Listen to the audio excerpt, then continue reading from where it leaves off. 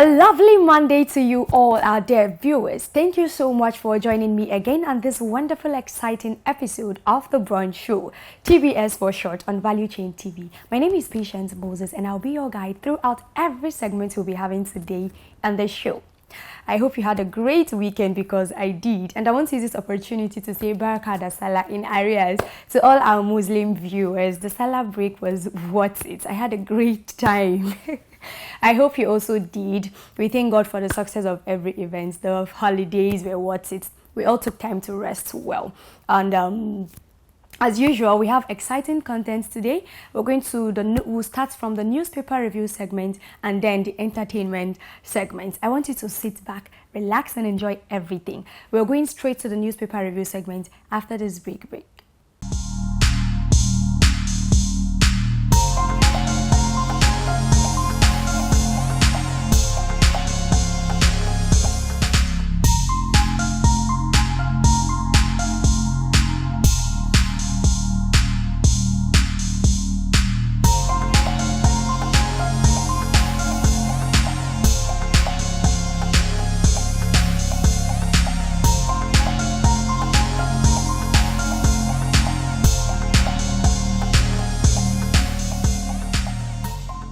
Thank you for staying tuned. This is still the Brunch Show on Value Chain TV, and we are moving to the newspaper review segment. So it's a Monday morning, and obviously there are so many stories on the papers. We cannot exhaust all of the headlines. We're going to pick the major headlines from the major newspapers in the nation, and we're going to start with the Daily Trust newspaper.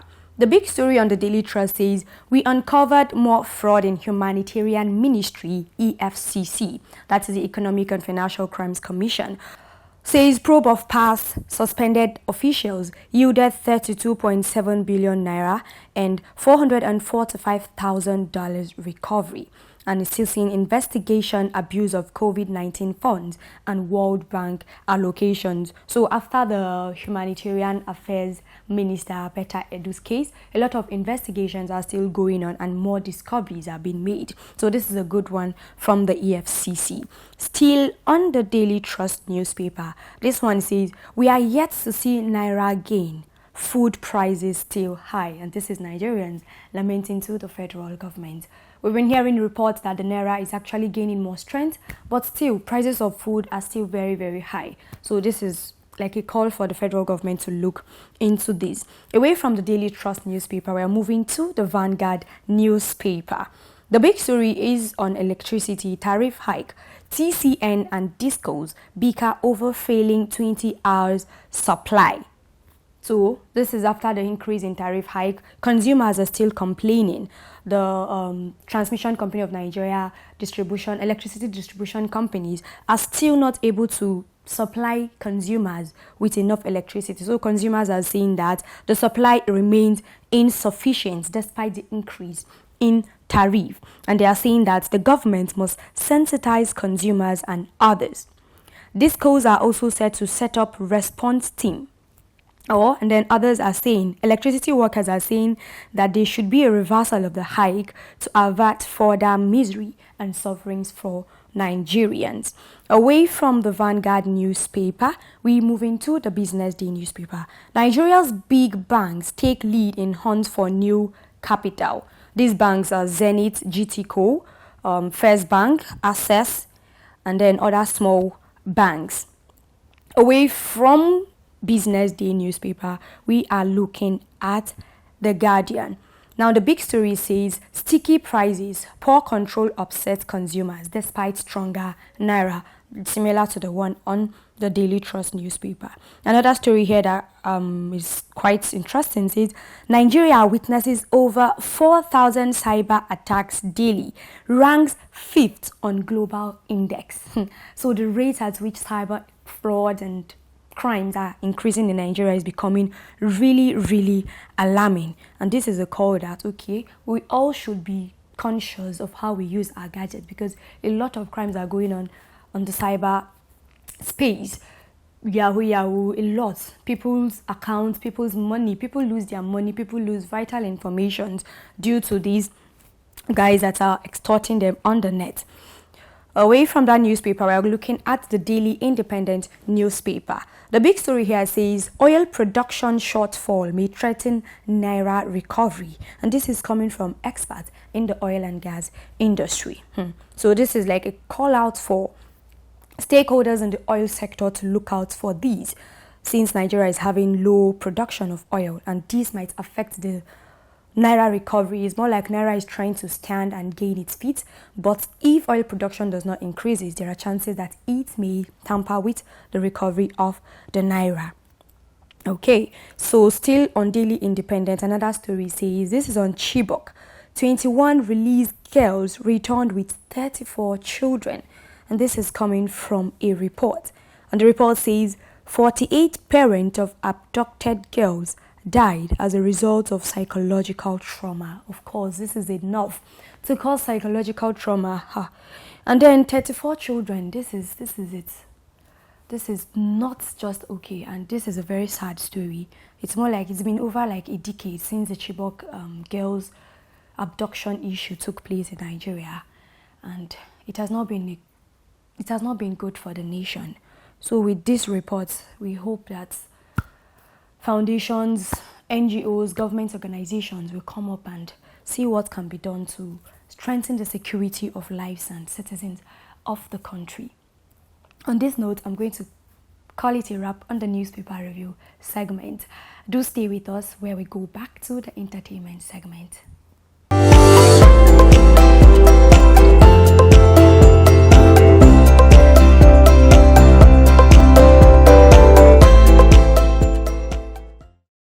Thank you so much for staying tuned. This is the entertainment segment. I know you've been waiting patiently for these, asking what does Patience have for us? Well, so the entertainment gist of today happened over the weekend.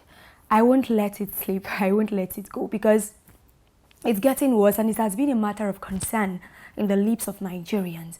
It's about the death of another Nollywood actor, Junior Pope. Now, this incident happened. We were expecting that he wasn't going to lose his life, but eventually, or should I say as saddening as it could be, he lost his life. So this is like in months, we've lost 3 Nigerian Nollywood actors. And this is not a nice record in the entertainment sector. So with these, a lot of reactions are beginning to come out, a lot of truths from onlookers and witnesses that were there when this issue happened. So it was said that they were on their way back from a location when they were recording a movie, and then they had an issue where their boat capsized into the Niger River, where Junior Pope and 4 others lost their life. Now, the issue of concern here is witnesses are saying that he lost his life because while he was being rescued, he was still alive, and then he died on the way to the hospital after he was taken to the mortuary thinking he was dead, and then he was brought out of the mortuary, taken to a shrine, and then the priest in the shrine said he should be taken back to a hospital. Now, this going back and forth is enough to kill him even if he was alive. Another issue that came up is that onlookers are saying that he wouldn't have died if someone was there to administer CPR on him. Now, what's the CPR? Cardiac pulmonary resuscitation. This is a very quick phase 8 treatment that could be given to a victim. And now you'll be wondering, why am I talking about CPR in an entertainment show? Of course, we lost someone that entertains us. And this is because of some carefree attitude, or should I say that we have as Nigerians. CPR is a skill that most countries see as very important, and that every citizen is expected to be equipped with the basic knowledge of giving a cardiac pulmonary resuscitation to a victim who is finding it difficult to breathe, and even most importantly, to a victim who is drowning or who has been rescued from drowning. And now, nobody was there. Everyone that was in that particular spot where this accident happened, there was no one, should I say, educated or knowledgeable or wise enough to discover that this victim needs a very quick phase 8 treatment which could be given to him. But nobody did this, and this was one thing that actually led to his death. So if someone was there to actually administer CPR, he would have been alive. And this is the point I'm trying to make on this segment, is that there are basic skills we need to learn as Nigerians, basic skills that could save a life. So you do not have to be a medical practitioner, you do not have to be a doctor, you do not have to be a nurse to be able to administer phase 8 treatment. So it is important we learn these basic treatments. It is important you learn how to administer, to know what is inside the phase 8 box, and it's also important to know basic skills that could save a life. One of such skill is CPR. If someone was there to administer this to Junior Pope, I don't think he wouldn't have died. So this is more like a death caused by negligence and lack of what? Life-saving skills.